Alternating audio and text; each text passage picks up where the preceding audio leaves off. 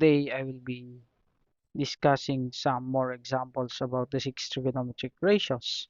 And as we already know, we have the following ratios such as the sine, cosine, tangent, and of course their inverses such as the cosecant is the inverse of the sine, and then secant for cosine. Then we have the cotangent as the inverse of the tangent function. So in here, let me give some examples about the six trigonometric ratios given this illustration from the Call of Duty Mobile. So right here, as I was playing the Call of Duty Mobile, I saw a platform here or a tool that the players can use to transfer from this point to the other side of the cliff. So with that, I decided to use this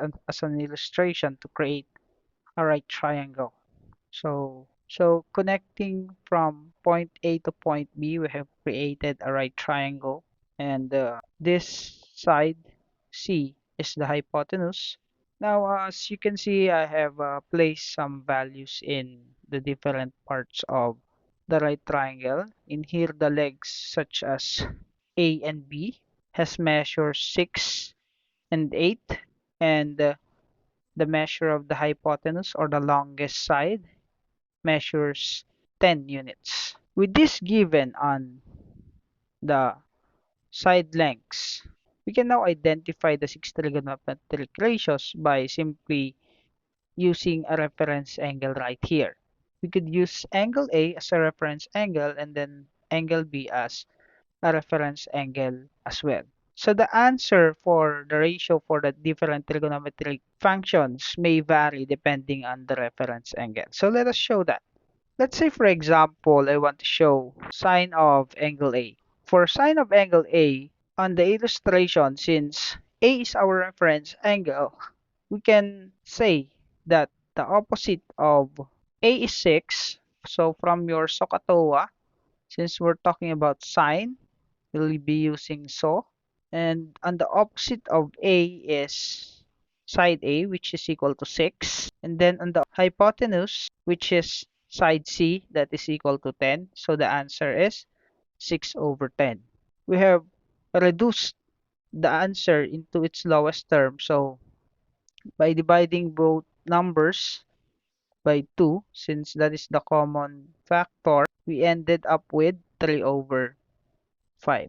And same things happened to the other ratios. Cosine of angle A, we have applied ka.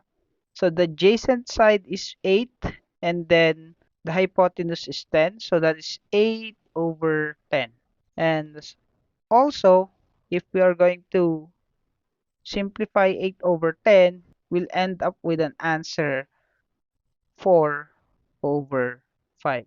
For the third basic trigonometric ratio, we have used TOA, or the opposite side over the adjacent side. So that means we will use 6 over 8.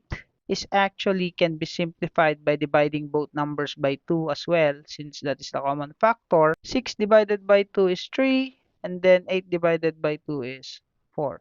That is how we ended up with those values. Now, for the given inverses, we have the cosecant of angle A. We simply have taken the reciprocal of 3/5, which is 5/3, followed by the cosine of angle A, which is 4 over 5. So the inverse of that is secant of angle A, which is 5/4.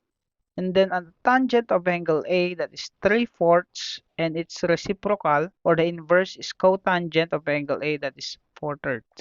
So these are the six trigonometric ratios for the given values of this right triangle. The ratios may vary depending on the reference angle given. Let's say, for example, I'll be taking B as the reference angle.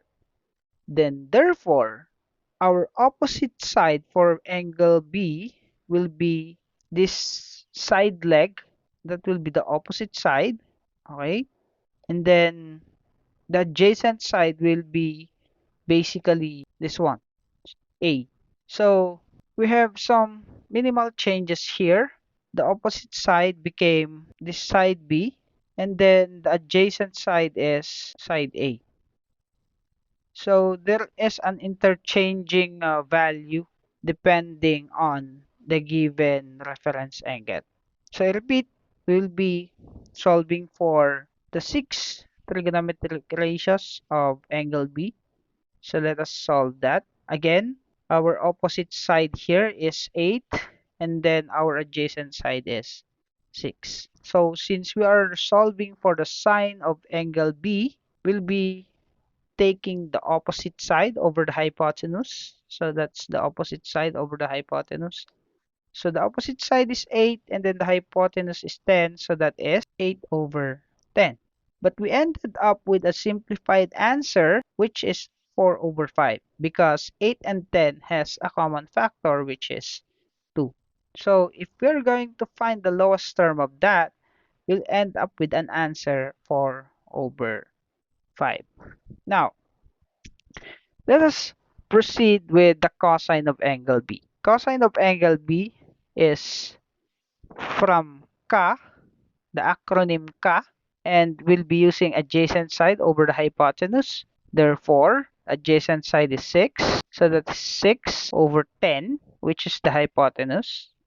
In here, the value of the hypotenuse never changed. This is still, of course, the longest side, no matter what the reference angle is. So your 6 over 10 is basically can be reduced into 3/5 because the common factor as well for these numbers is 2.